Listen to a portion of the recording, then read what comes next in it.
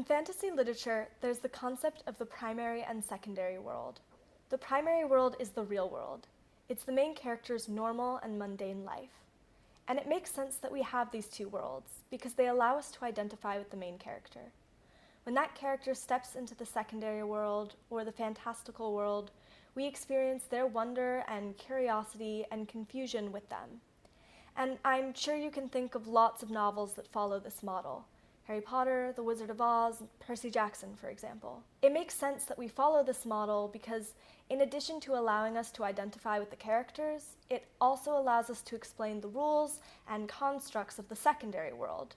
Because as those rules are explained to the character for the first time, they're also explained to us, the readers. And in fact, it's so prevalent a model that it's been described as an essential element of fantasy literature by critics such as David Russell. But what happens when you encounter a book that doesn't follow this model?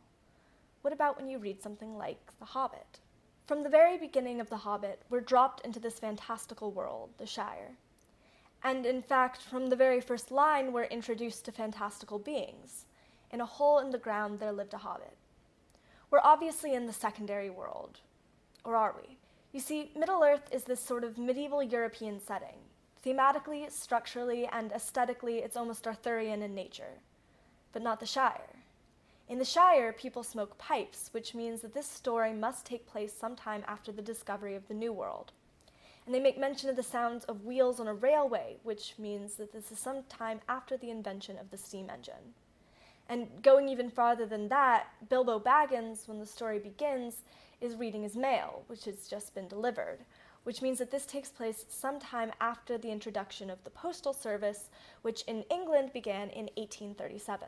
Compared to the rest of Middle-earth, the Shire is incredibly technologically advanced. In fact, it's not so far off from Victorian England, which Tolkien would have been very familiar with, because that's when and where he grew up. The Shire is the primary world. It's Tolkien's world, and it's our world. And when Bilbo Baggins ventures out from beyond the Shire, we venture with him. Hi, I'm Anneliese Gelberg. I am a creative writing and literature student at Eckerd College, and if you like this video, please check out the others on this channel. Thank you so much for watching. Bye!